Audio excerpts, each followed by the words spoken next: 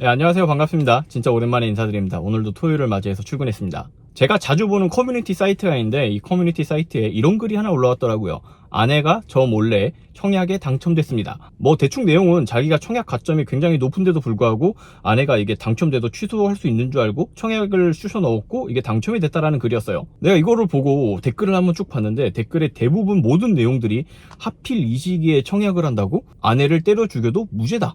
지금이 유일하게 이혼할 수 있는 각이다. 뭐 이상한 얘기를 하고 있더라고요. 요즘 들어서 고분양, 미분양 이런 거에 대해서 이야기가 많이 나오고 있는데 여기에 대한 제 짧은 생각을 말씀드려 볼까 합니다. 너무 진지하게 듣지는 마시고 그냥 이런 생각을 하는 데도 있구나 라는 정도로 받아들여 주시면 감사하겠습니다. 집값이 한참 오를 때 우리는 로또 청약이라고 많이 이야기를 했습니다. 불과 1, 2년 전인데 4억, 5억짜리 청약에 당첨되면은 이게 10억, 15억에 팔 수 있다. 이런 환상 때문에 사람들이 너도 나도 청약을 많이 했고 청약 열풍이 굉장히 뜨거웠었어요. 물론 그때는 금리도 낮았고 금리가 낮으니까 뭐 그렇게 크게 부담도 안 됐고 전세를 한번 주고 나서 두세 바퀴만 돌리고 나면은 2, 3억 정도 버는 거는 안전빵이다 라고 생각을 해서 그렇게 청약에 많은 사람들이 몰렸죠. 제가 모든 타 지역에 대해서 100% 다 알고 있는 건 아니지만은 그래도 적어도 경기도권이라면은 시세가 한 7억, 8억 정도인데 분양가가 4억, 5억 정도야. 그래서 사기만 하면은 무조건 2억 정도는 벌 수 있다. 그래서 청정부지로 올라가는 저 집값을 내가 따라잡기 위해서는 유일하게 방법이 하나인데 그게 청약이다 라는 얘기를 사람들이 많이 한 겁니다. 근데 그때는 시세가 이제 7억, 8억 선이었는데 지금은 시세가 5억, 6억으로 줄어들었죠.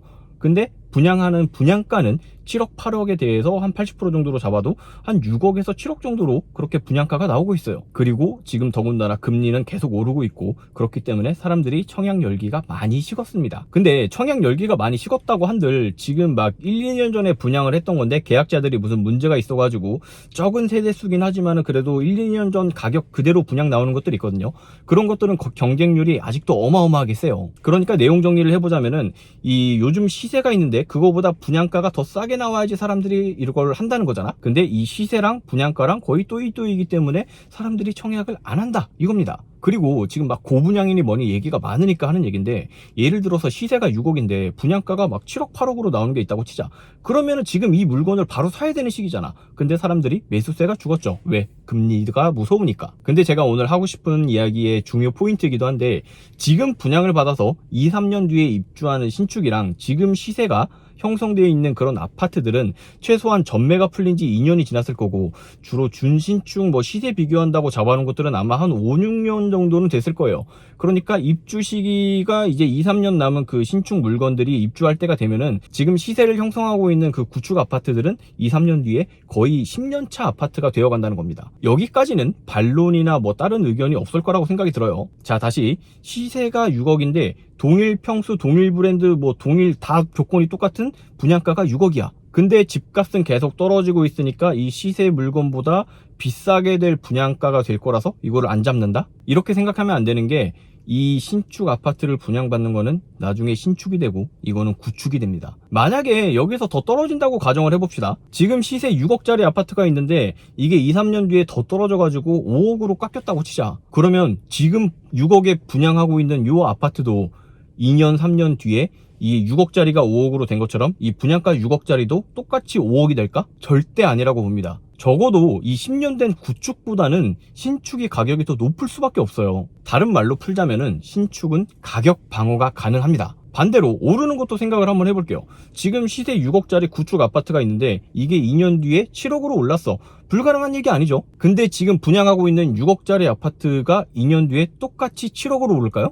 더 오르겠죠. 여기에다 대고 야 똑같은 위치, 똑같은 평수, 똑같은 브랜드 아파트인데 구축 10년짜리랑 신축이랑 똑같은 가격이어야 되는 거 아니야? 라고 생각하는 사람은 아무도 없을 거라고 생각이 됩니다. 지금 금리가 올라가고 집값이 떨어지고 뭐 고분양이네 어쩌네 이런 얘기를 사람들이 너무 많이 하고 있는데 자기가 판단했을 때 이게 너무 영끌이 아니고 내가 감당할 수 있는 수준이 되겠다라고 생각이 들면은 지금처럼 청약 경쟁률이 낮을 때 오히려 청약에 좀 더 적극적으로 도전을 해야 된다고 생각을 합니다. 청약 열기가 뜨거웠을 때 엄청나게 집값이 오르고 있었을 때 불과 작년이에요. 진짜 로또 청약이라고 해서 막 1000대 1, 2000대 1 이런 거 진짜 우습게 나왔고 진짜 심한 거는 막 2만 대 1, 3만 대 1 이런 것도 제가 본 것 같아요. 집값 상승기가 다시 찾아올 거고, 그때가 되면은 청약 되기가 정말 힘듭니다.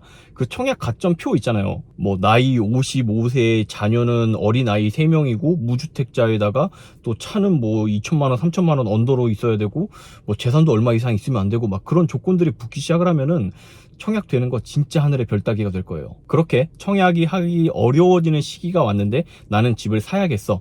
근데 청약은 2년, 3년 계속 주구장창 떨어지고 있고, 집값은 2년, 3년 동안 1억, 2억, 3억 올라가는 거 보고 있으면 결국에 또 패닉 바잉이 올 거예요. 금리가 오르고 있기 때문에 집값이 떨어진다라고 생각을 하는 분들이 굉장히 많은데 어느 정도 공감은 합니다.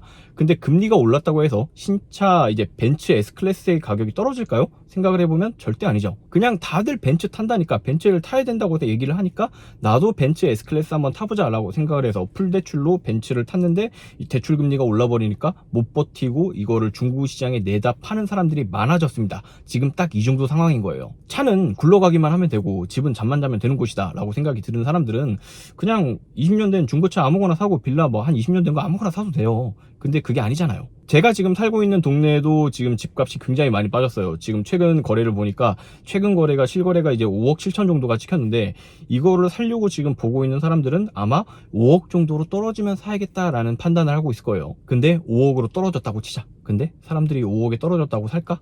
아마 더 안 살 거예요. 왜? 당연히 4억 5천까지 떨어지지 않을까라는 기대감 때문에. 뭐 대표적인 예로 주식만 봐도 그렇죠. 우리 1년 전, 2년 전만 해도 삼성전자가 6만 전자까지 떨어지면은 무조건 풀매수를 때리겠다라고 했던 사람들도, 그렇게 6만 전자가 깨지고 뭐 5만 5천, 5만 2천 이렇게 떨어졌을 때 구매하려고 했던 사람들이 물론 많았지만 실제로 구매했던 사람은 그렇게 많지가 않을 거예요. 왜? 우리 회사에서도 모두가 그 얘기를 했던 것 같아. 당연히 앞자리가 4로 바뀌면 풀매수를 하겠다. 이런 생각을 가지고 또 시간이 지나다 보니까 요즘에 다시 6만 전자까지 올라갔죠. 오늘 이야기를 좀 정리를 하자면은, 첫 번째로 너무 요즘 주변 시세와 비교했을 때 엄청나게 고분양이 아니라면은, 두 번째로는 지금 내 자신에 대한 판단이 정확하게 안 서는데, 내가 한 달에 300만원 버는데 250만원 이자랑 원금 내면서 살 수 있다 라는 진짜 말도 안 되는 무지성 무일푼 가지고 영끌을 하는 게 아니라면은 청약은 늘 옳다입니다. 청약은 우리가 잡을 수 있는 최저점이에요. 진짜로. 투자에는 물론 리스크가 따르고 그걸 감수해야 되는 건데, 그 리스크를 감수하기 위해서는 청약이 가장 최선의 방법이 아닌가. 그 근거로는 뭐 주택 공급량을 봐서도 알 수 있고, 신축이라는 메리트가 가져오는 그 방어 타이틀, 그게 굉장히 메리트가 있다고 생각이 됩니다. 뭐 다양한 의견 제가 관대하게 받아들이겠습니다. 감사합니다.